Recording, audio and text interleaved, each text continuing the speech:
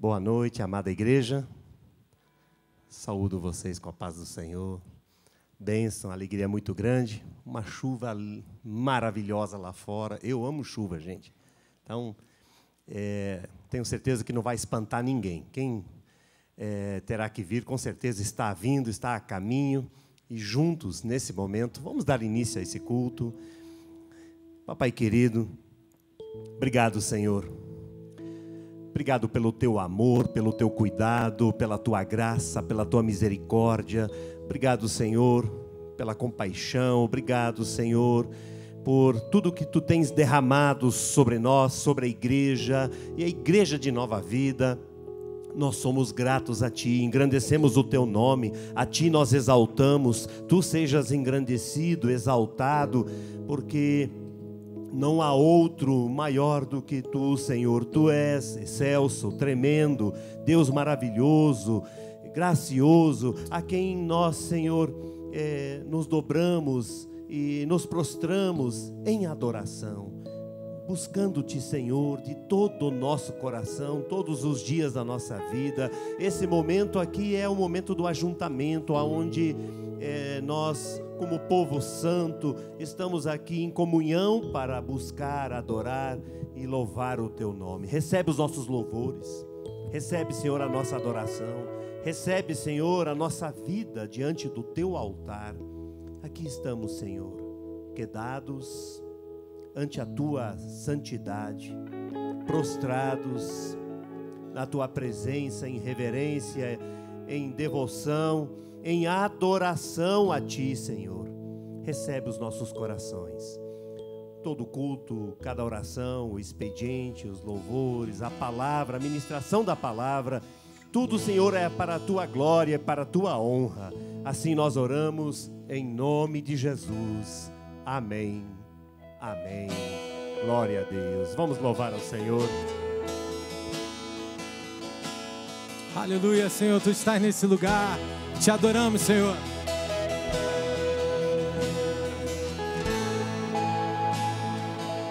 Declare: Ele exaltado. Ele exaltado, o Rei exaltado dos céus. Eu louvarei. Ele exaltado, para sempre exaltado, seu nome louvarei. Declare: Ele é o Senhor. Ele é o Senhor. Sua verdade vai sempre reinar. Terra e céus glorifiquem seu santo nome. Ele exaltado, o Rei exaltado dos céus. Declare mais uma vez: Ele exaltado, aleluia. Ele exaltado, o Rei exaltado dos céus. Eu louvarei. Ele exaltado, para sempre exaltado, seu nome louvarei. Oh, Ele é o Senhor, sua verdade vai sempre reinar. Terra e céus glorifiquem seu santo nome. Ele exaltado, o Rei exaltado. Aqui te adoramos, Senhor.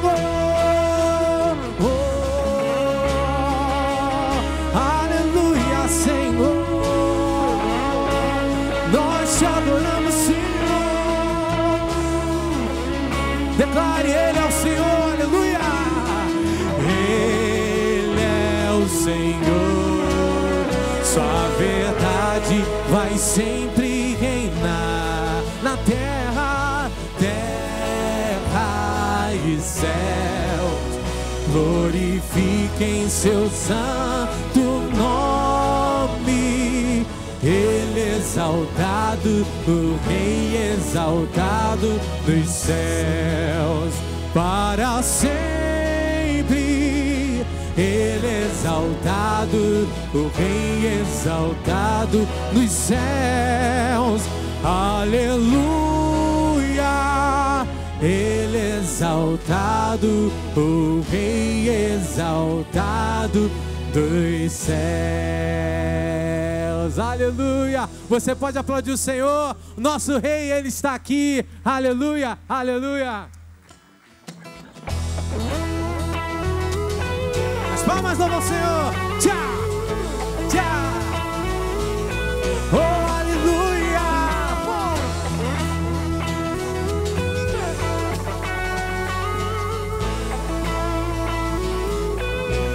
Declare: dos montes correm para o mar, teus rios de amor por mim. Eu abrirei meu coração, deixando a tua cura entrar. Me alegro por te pertencer, levantarei as minhas mãos. O teu amor me alcança e me faz. Então declare o quê? Cantarei. Aleluia! Pra sempre.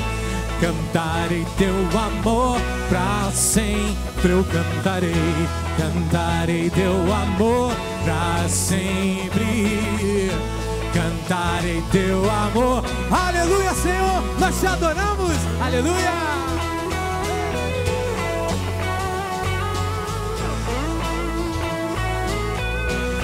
Pra sempre, Senhor, aleluia. Oh. Declare: dos montes correm para o mar. Declare: dos montes correm para o mar, teus rios de amor para mim. Eu abrirei meu coração, deixando a tua cura entrar. Me alegro por onde pertencer.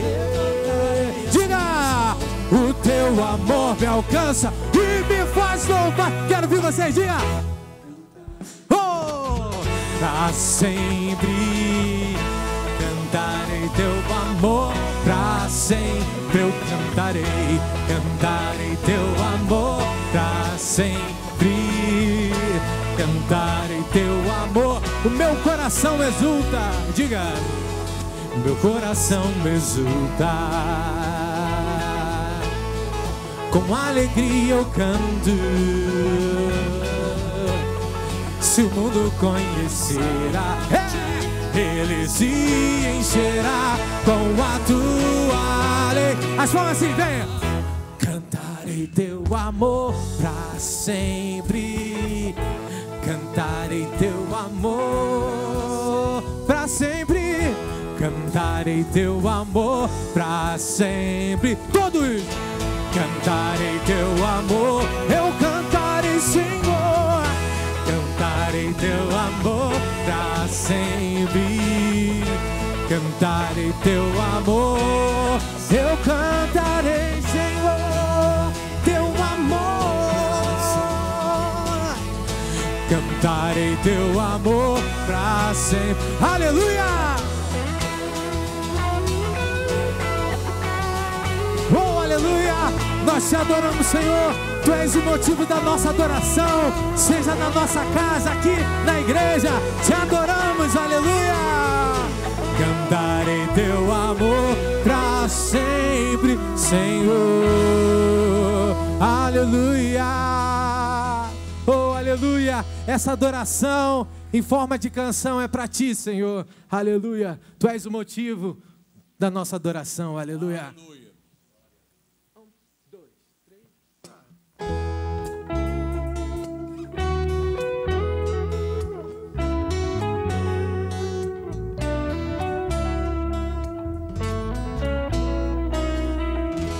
Declare: essa canção é só para ti. Tu és o motivo primeiro do meu louvor, da adoração, do meu amor mais sincero. Diga: levanto minhas mãos do santuário elevo minha voz para cantar de toda a tua glória e majestade.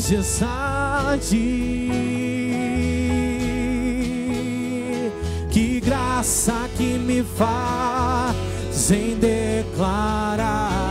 Os homens, diga: tu és o meu Senhor, tu és o meu Senhor, e aos seus pés estou. Eu quero te servir como adorado. Tu és o meu Senhor, e aos seus pés estou. Oh, aleluia, eu quero te servir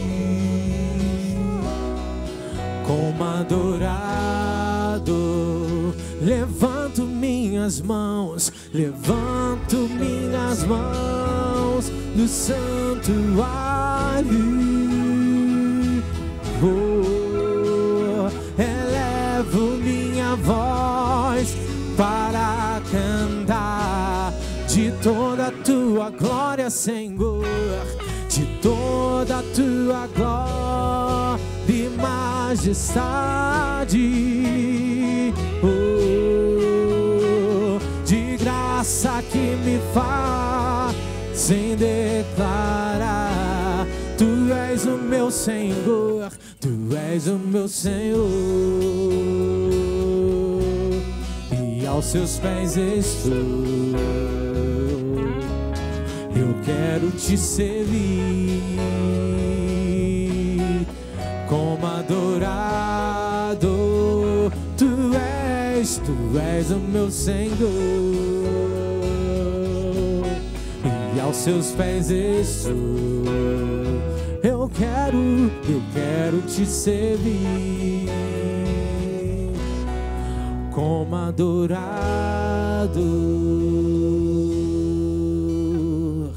Esta canção é só para ti. Com minha alma e meu ser eu irei cantar. Santo é o teu nome, Pai.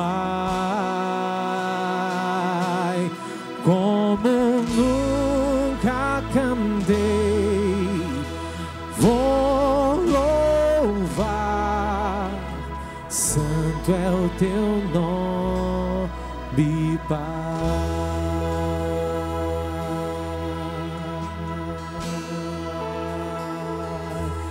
Com minha alma e meu ser eu irei cantar.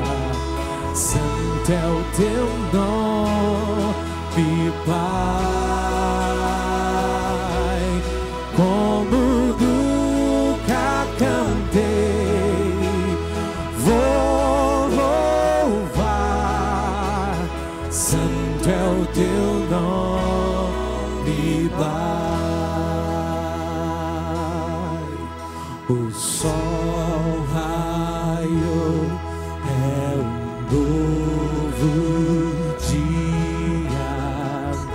Tua canção eu vou cantar, e seja o que for que comigo aconteça.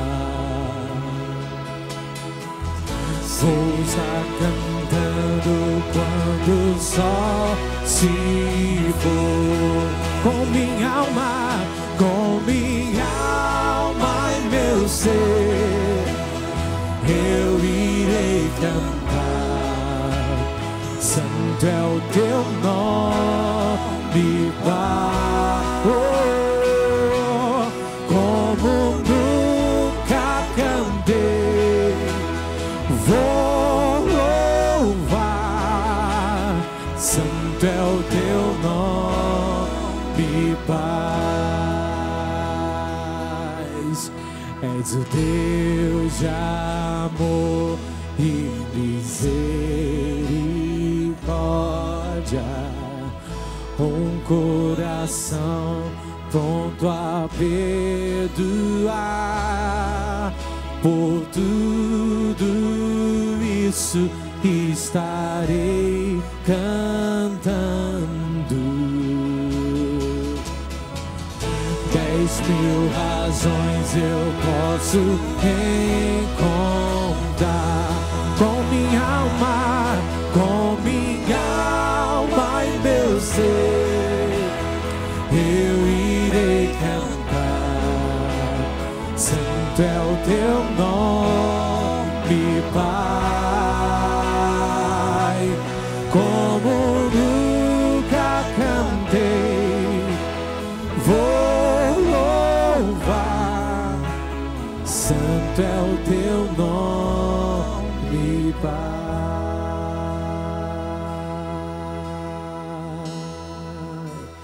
Vim para adorar-te, vim para prostrar-me, vim para dizer que és meu Deus. És totalmente amável, totalmente digno, tão maravilhoso.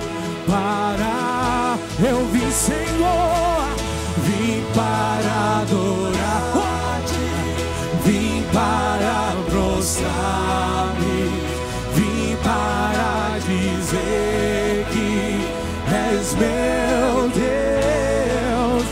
És totalmente amável, totalmente digno, tão maravilhoso para mim. Coroamos a ti, ó Rei Jesus. Coroamos a ti, ó Rei Jesus. Adoramos o teu nome, nos rendemos aos seus pés, consagramos todo nosso ser a ti. Coroamos, Senhor, coroamos a ti, ó Rei Jesus. Aleluia. Coroamos a ti, ó Rei Jesus. Oh, adoramos o teu nome, nos rendemos aos seus pés,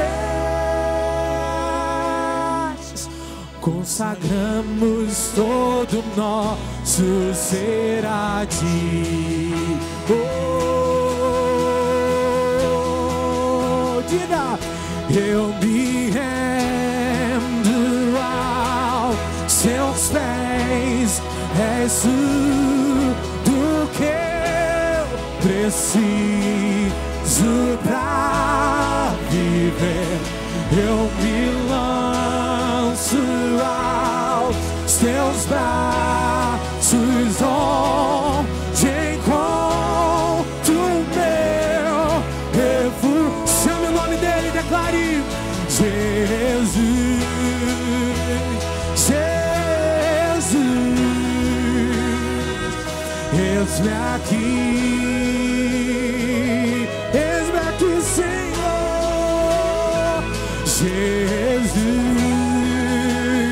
Jesus, eis-me aqui.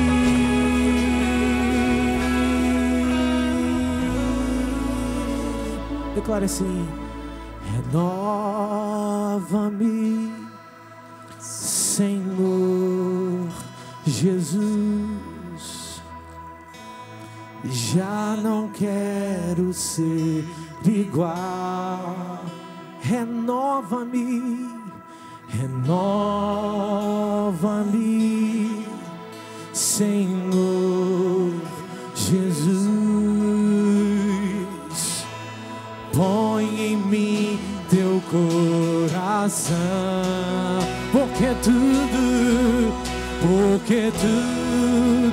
que há dentro de mim necessita ser mudado, Senhor. Porque tudo que há dentro do meu coração necessita mais de ti. Para fechar, declara assim: tocou-me, Jesus tocou-me, de paz Ele encheu meu coração. Quando o Senhor Jesus me tocou, livrou-me da escuridão. Declare: tocou-me, aleluia, tocou-me, Jesus tocou-me, de paz, Ele encheu meu coração. Diga: quando o Senhor Jesus me tocou, livrou-me da escuridão. Para ficar gravado: quando o Senhor Jesus tocou, quando o Senhor Jesus me tocou, livrou-me da escuridão.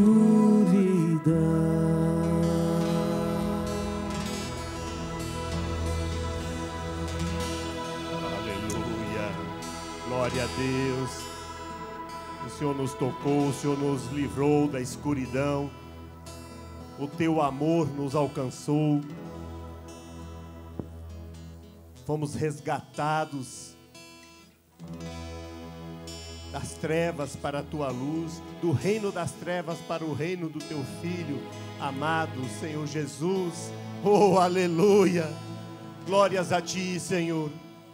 Glórias a ti, Senhor. O Senhor me tocou. Oh, aleluia! E tudo mudou, e tudo se transformou. Hoje estamos aqui adorando esse nome que é sobre todo nome, porque só tu és digno, Senhor, de adoração, de honra, de glória, de louvores. Recebe, Senhor. Recebe nesse momento, Senhor, a nossa adoração. Oh, aleluia. Glórias a ti, Senhor. Nós te louvamos, Senhor. É um momento de adoração, mas também de gratidão. Gratidão a ti, Senhor, pelo teu cuidado com cada filho, com cada filha, pelo teu cuidado com cada um que aqui está, pelo teu cuidado com a obra que é tua, a igreja que é tua, o Projeto Sertão. Senhor, toma cada um dos missionários. Nós somos gratos a ti, Senhor, porque tu és aquele que levanta, tu és aquele que comissiona, tu és aquele que capacita, tu és aquele que sustenta. Oh, Senhor, obrigado pelo sustento, Senhor, de cada um dos missionários. Naldo, a Anne com sua família, o Magno, a Keila, com a Luíse, o Henrique, a Bianca com seus filhos, o Serginho, a Eliene, lá em Natal com seus filhos também. Cada um dos teus filhos, Senhor, o Marquinho ali em Pitarana, Pai, Toma a vida de cada um, Senhor. Em nome de Jesus, o Nilson, a Ellen, aqueles que estão mais distantes, Senhor, lá na África, Senhor, missionários sustentados por esta igreja. Toma Alexandre, Valquíria, com Benjamin. Toma, Senhor, em nome de Jesus, o Forna Quinté, com a sua esposa, seus filhos, Pai, em nome de Jesus. Laurita, Andrew, Flávio, Valtrude, Senhor, obrigado pelo teu sustento. Obrigado, Senhor. A Ti entregamos tudo nas Tuas mãos, Senhor. O sustento dessa casa, o sustento, Senhor, dos Teus filhos. Pai, muito obrigado, Senhor. Obrigado, Senhor. Obrigado porque Tu recebes esse louvor, porque Tu recebes a nossa adoração. Louvado seja o Teu nome. Aleluia. Glórias a Ti, Senhor. Glórias a Ti. Aleluia. Amém.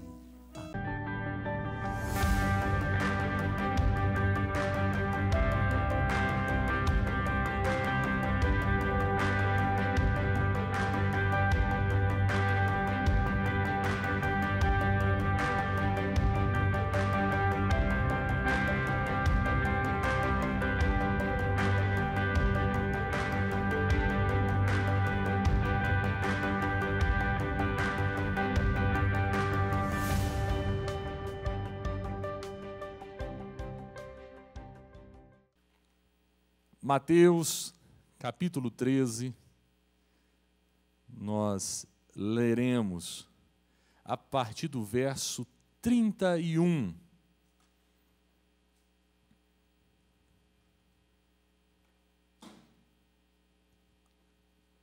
Mateus 13, verso 31. Eu quero falar nessa noite, para quem está assistindo ao vivo, aqui presencialmente, e aqueles que irão acompanhar pela internet, qualquer horário da semana, sobre um reino que vence a lógica humana, quebra a lógica das coisas.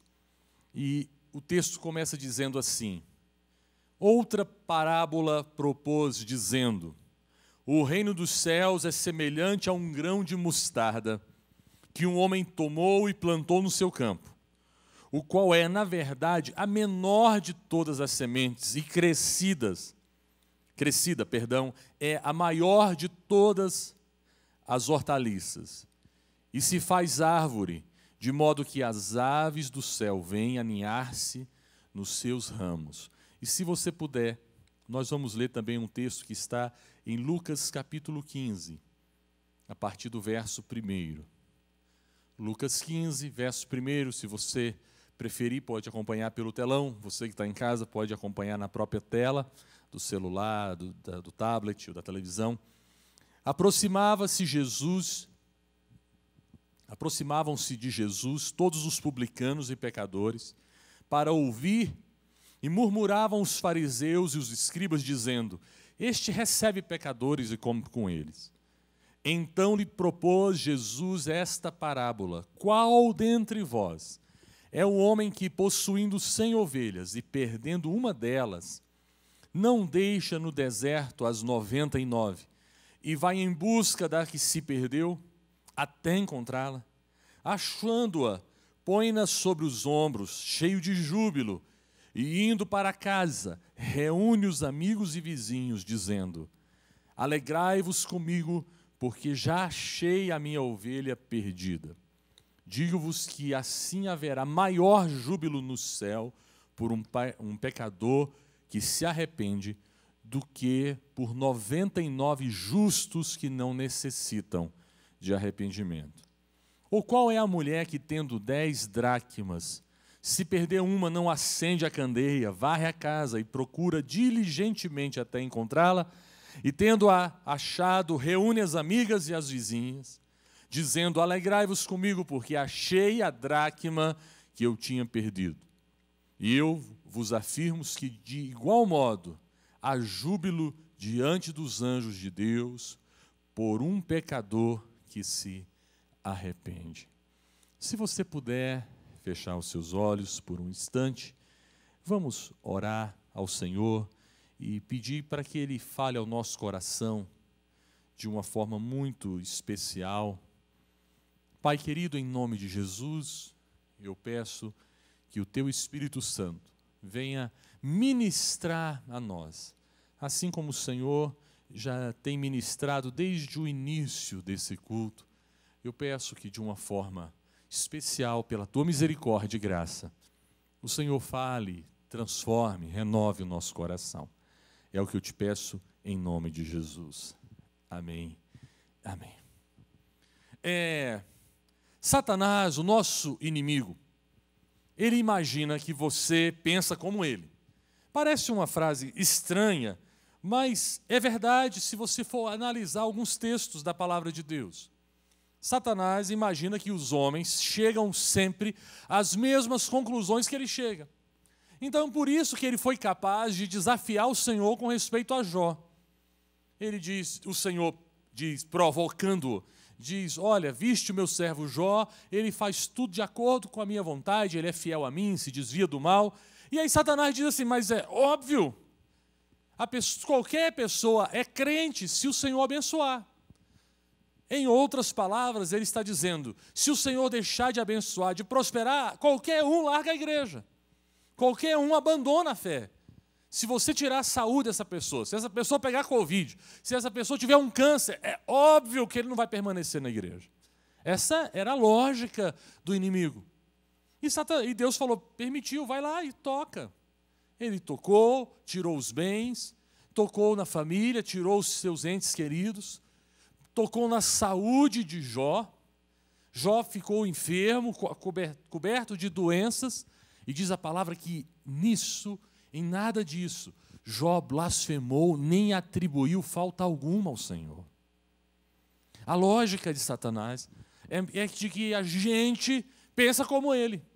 Por isso que ele foi capaz de tentar o Senhor Jesus como homem, naquilo que é mais comum para o ser humano.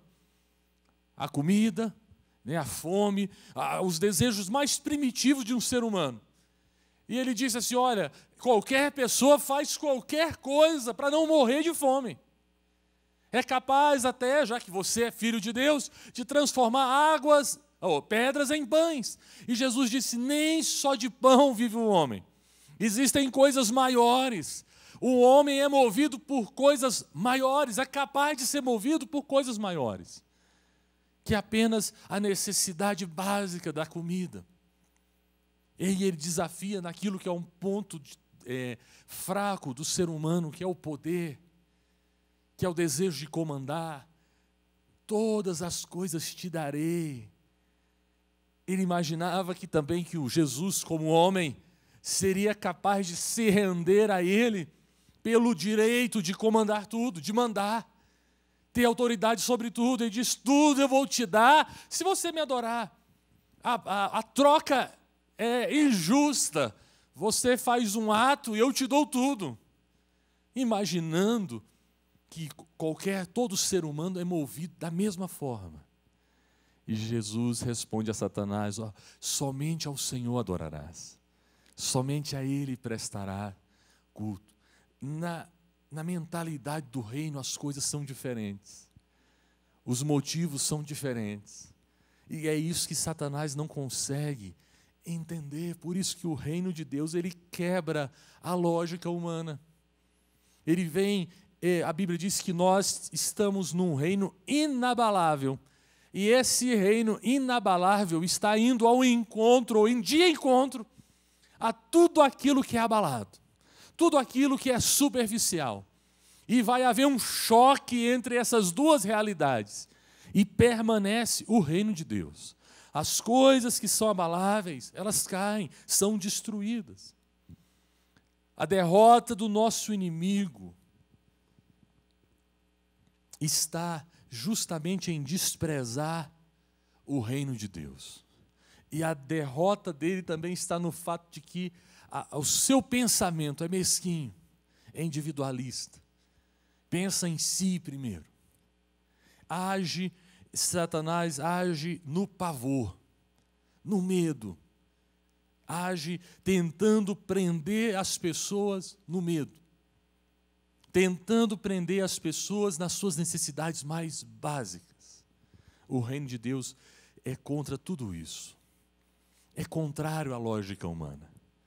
Em Mateus, no capítulo 13, quando nós lemos o texto sagrado, vemos Jesus ensinando, falando a respeito de parábolas sobre o reino de Deus. Ele diz: o reino de Deus é semelhante a um grão de mostarda. Quem aqui já viu um grão de mostarda ao vivo? Ok. Se você viu pela internet também, vale meio ponto, né? É muito pequeno. Ele é muito pequeno. E o texto sagrado diz que o reino de Deus é como esse grão de mostarda, que ele é muito pequeno, mas que ele, ao ser plantado, se torna uma hortaliça. E o texto diz que é uma grande hortaliça. Até aí, está tudo certo. Só que ele diz assim, formando uma árvore que é capaz de abrigar os pássaros. Gente, eu não entendo muito dessa parte de botânica, mas eu tenho certeza de uma coisa: eu nunca vi uma árvore de mostarda. É impossível uma árvore. Aí eu já vi tradutores dizendo: não, mas não é mostarda, não é essa mostarda, é uma outra. Mas ele diz que é uma hortaliça. E por maior que ela fosse, ela jamais viraria uma árvore tão grande, que faria sombra e que abrigaria pássaros. Por que Jesus usa uma parábola que parece não fazer sentido?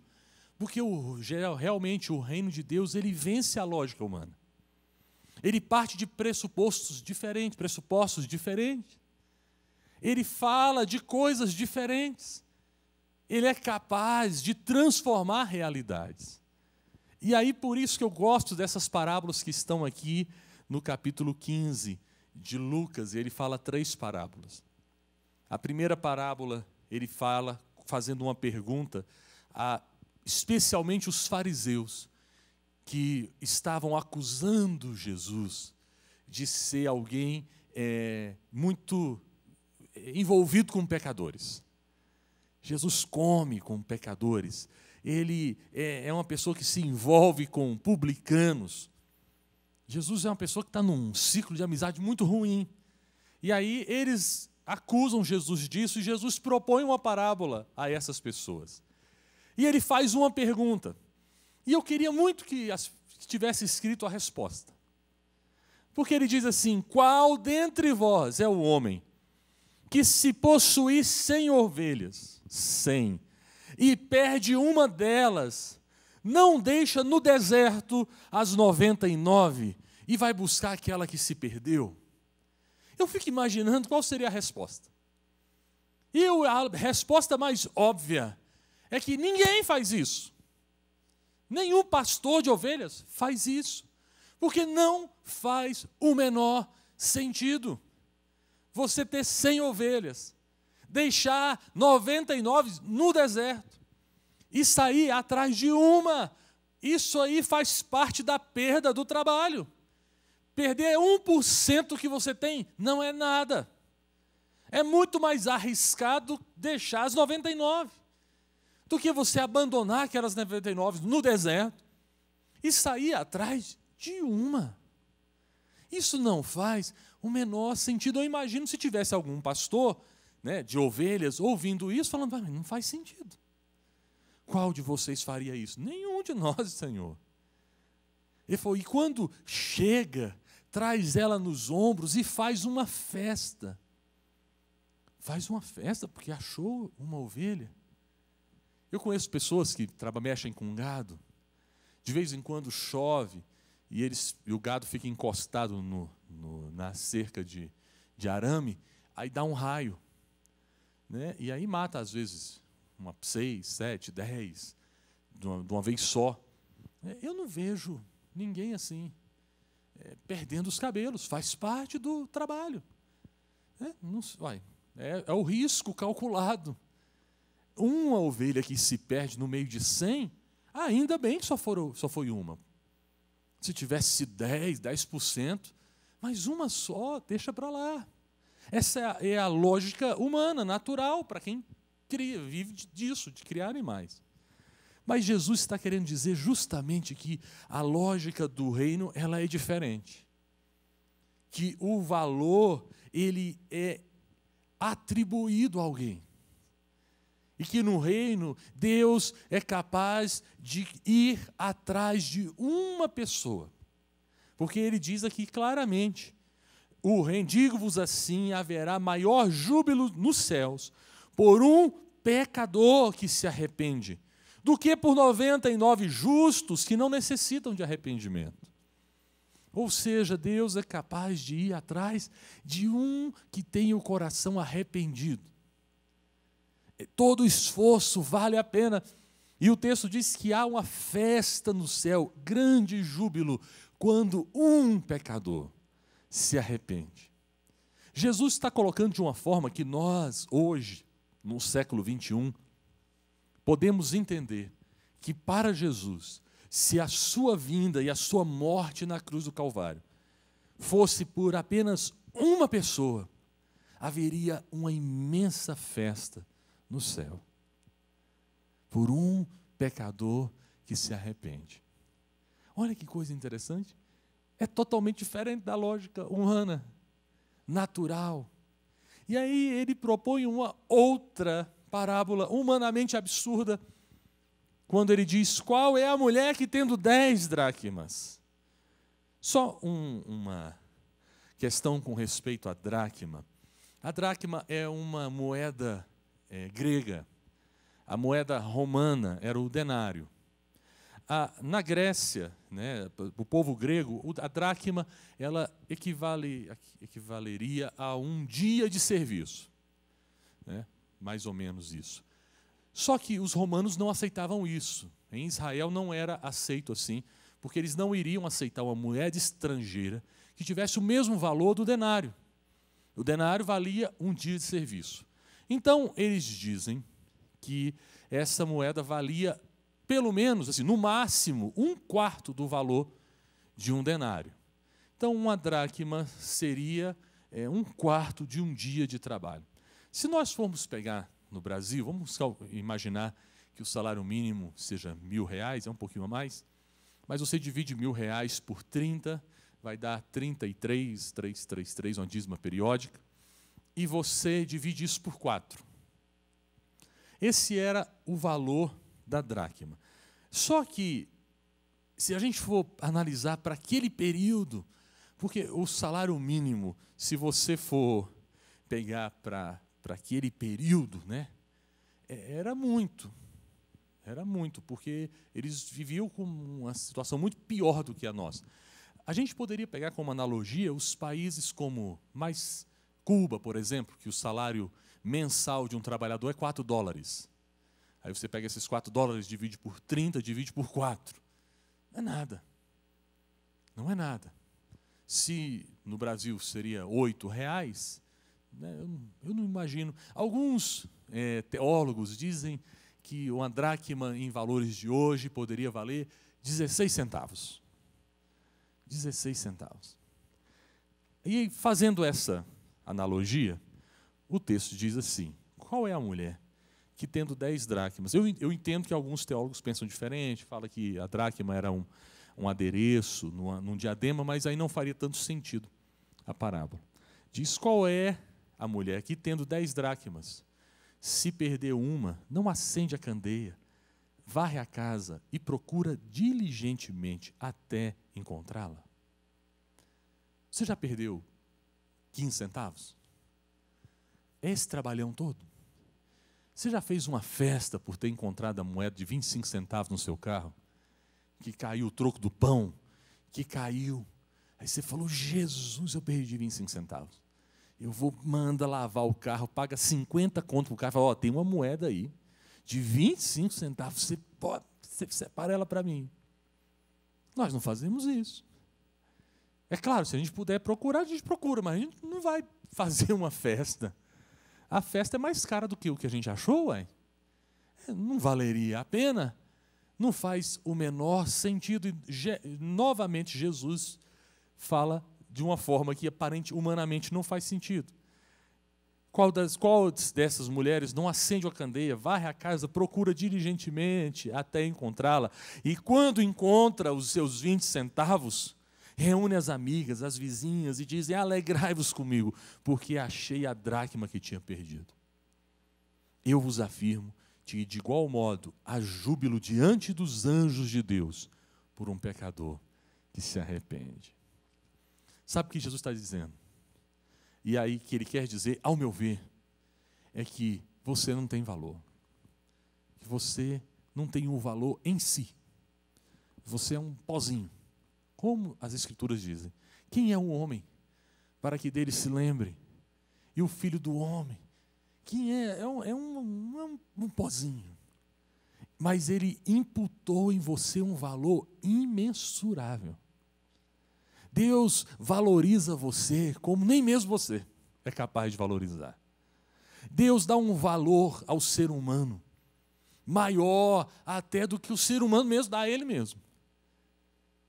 É como se Jesus estivesse dizendo: não importa se o ser humano não tem valor para mais ninguém, para mim é imensamente valioso.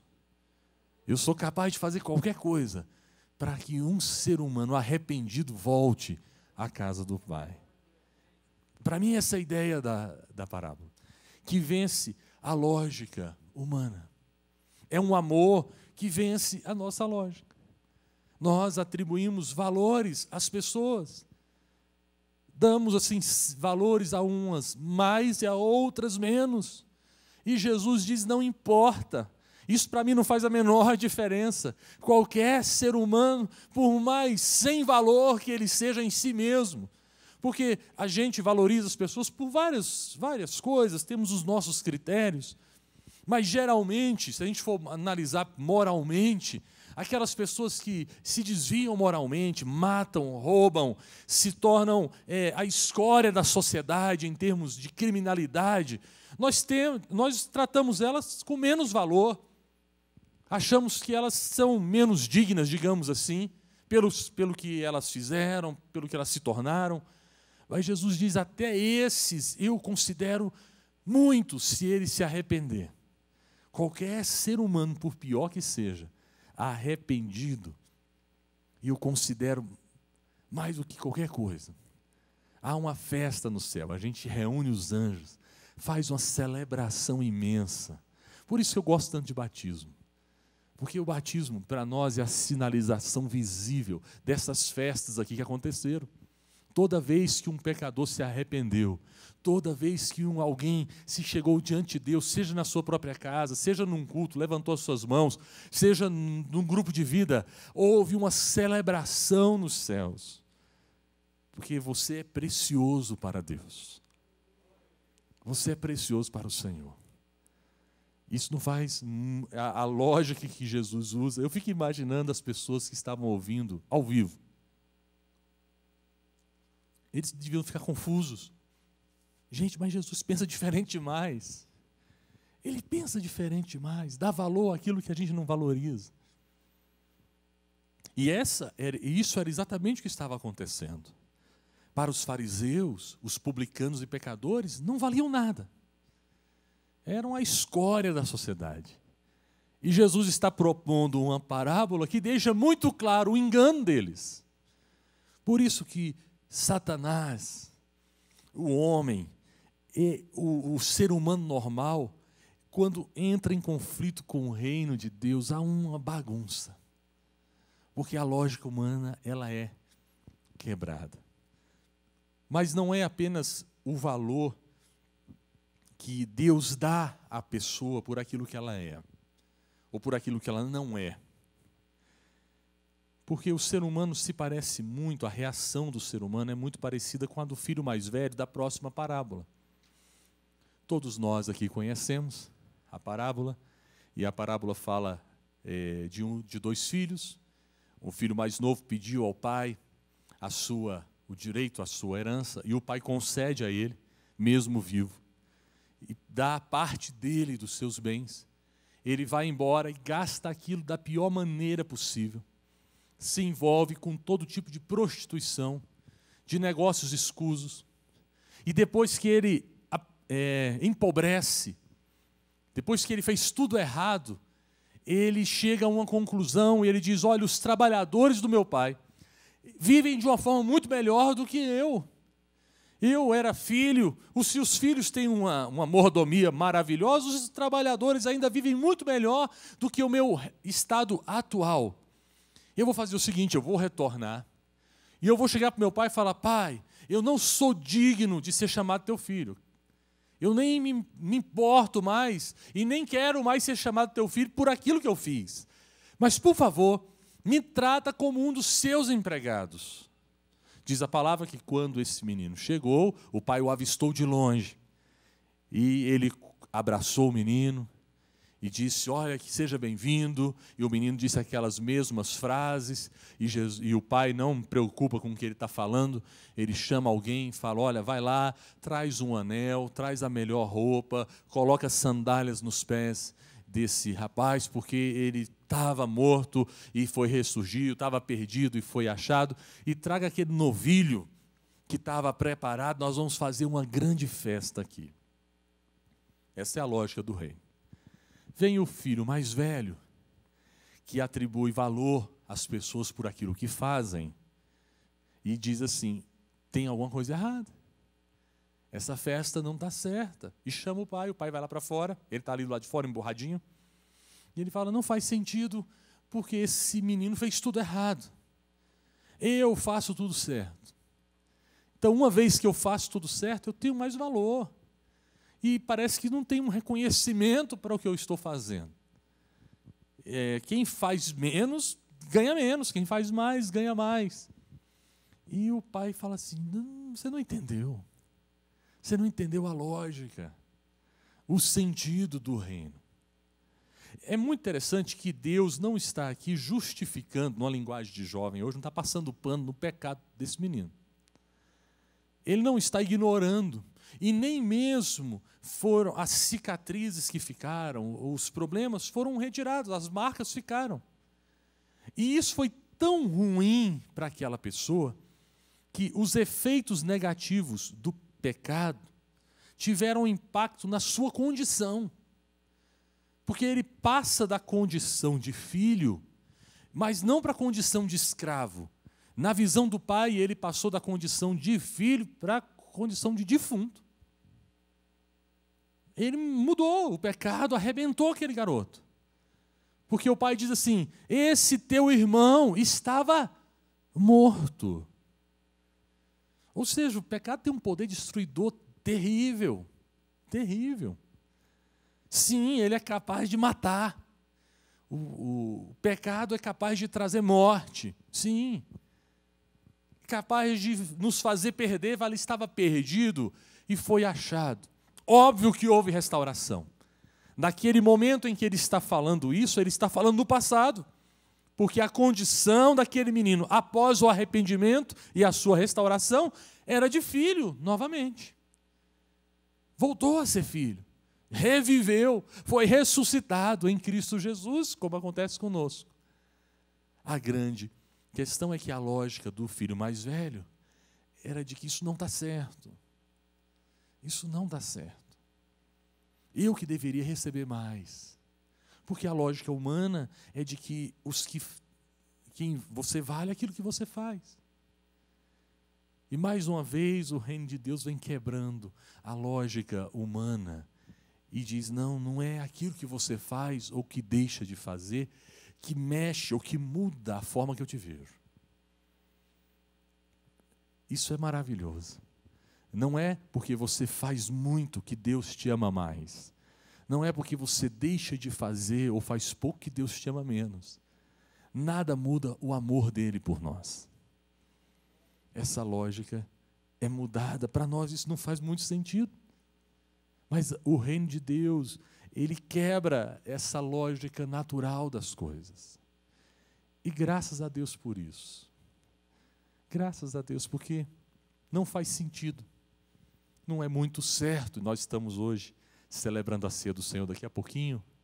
Não está muito certo esse negócio, humanamente falando. Pecadores como eu, está aqui à frente pregando para vocês. Logo a pouquinho estava cantando, entrando na presença de Deus, um pecador cheio de falhas, de defeitos. Mas a porta do arrependimento, ela está aberta para todos nós. Se eu me arrepender dos meus pecados, das minhas falhas, eu entro na presença de Deus limpinho, abençoadinho, transformado. Essa é a lógica do reino de Deus, que é diferente da lógica comum das coisas. Deus nos ama e ponto final.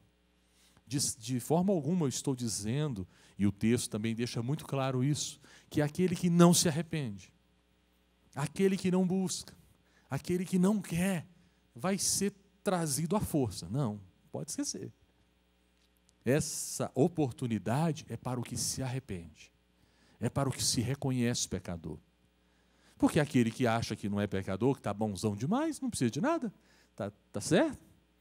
É o que a Bíblia fala assim, quem precisa de médico são os doentes. Mas quem acha que está bom demais, deixa para lá. Igual, não os homens dessa igreja, mas alguns homens aí para fora que acham que não precisa tratar, que não precisa fazer exame, né? Estou bem demais, estou saudável, tal. Quem acha que não precisa de médico, não procura. Mas se você é daqueles que se enxerga como um pecador, como alguém que carece da graça de Deus, há uma festa nos céus, há uma celebração, um regozijo na presença de Deus, pela sua vida, pelo seu coração arrependido. Então, eu já falei isso uma vez, eu quero terminar falando a mesma coisa, de que vai ser muito estranho quando a gente chegar no céu. Teoricamente, digamos assim, vai ser muito estranho, porque o céu é lugar de gente santa. Diante da presença de Deus não há pecado, não pode haver pecado, não pode haver falha. Deus habita em glória, em majestade, que é inacessível a um ser humano comum. Nada na presença de Deus, a presença de Deus não coaduna com nenhum tipo de pecado, muito menos com qualquer tipo de pecador. E eu fico imaginando quando a gente chegar na presença de Deus, quando a gente entrar no céu, os anjos ali, os querubins, os serafins, aqueles que estão rodeando a presença do Senhor dioturnamente, falando da sua santidade, entrando lá o Lucas. Eu fico pensando, o pessoal fala assim, opa, alguém saiu da portaria? Quem é que estava na escala hoje? Como é que espera só um minuto, quem estava lá na porta? Eu acho que houve um pequeno, porque entrou o Lucas, aí vem eu depois do Lucas. Aí, viu, Lucas? Eu vou depois. Isso é só uma brincadeira. Mas aí chega um Josué da vida lá, e aí o cara, rapaz, esse cara tinha que ter apertado o subsolo. Como é que foi que ele apertou o 10º andar? Tem algum erro? Não está certo. Não está certo. Pessoas que pecam, que erram, que falham, não deveriam estar no céu. A lógica comum, eu já falei isso, por isso que estou dizendo que eu estou repetindo, a lógica é que se o Senhor Deus resolvesse nessa noite permitir que todos nós morrêssemos instantaneamente, e instantaneamente fôssemos para o inferno, todos os seres celestiais iriam aplaudir a justiça de Deus, porque Deus fez a coisa certa, mandou o pecador para o lugar que ele tem que estar, no inferno. Nenhum anjo iria contestar, não iria haver recontagem de voto lá no céu. Não tem esse negócio. Ele decidiu, é o seguinte, vai para o inferno porque é pecador e não tem... Está tudo certo.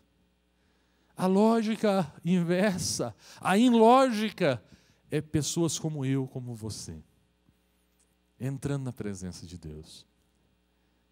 E o melhor, havendo festas no céu. A Bíblia diz, preciosa é a morte dos seus santos aos olhos do Senhor. Há uma celebração, tem gente voltando para casa. Para nós fica a saudade, a perda, né? Mas para Deus é um bem-vindo, seja bem-vindo, meu filho. Eu estava te esperando aqui. Essa não é a lógica humana. Esse não faz muito sentido para nós, mas faz todo sentido na lógica do reino de Deus. Porque o céu é também para o pecador arrependido. Porque ao se arrepender, os seus pecados são perdoados. E a justiça que está sobre o Filho de Deus, Jesus, ela é imputada sobre a vida de cada um de nós. Ela é colocada sobre nós. E nós entramos na presença de Deus, justificados, e me entendam, com a mesma justificação de Jesus Cristo. Diz, esse aqui está na minha conta. Foi lavado pelo sangue do Cordeiro. Por isso que, como o bispo Antônio falou hoje pela manhã, e eu tinha também falado há umas semanas atrás, o texto que diz que a maioria das pessoas vão para o inferno, quando fala que a porta larga e o caminho largo é o caminho que conduz à perdição, e muitos vão por ele, e o caminho estreito e a porta estreita é o caminho do reino, e ele é estreito, e poucos acertam por ele.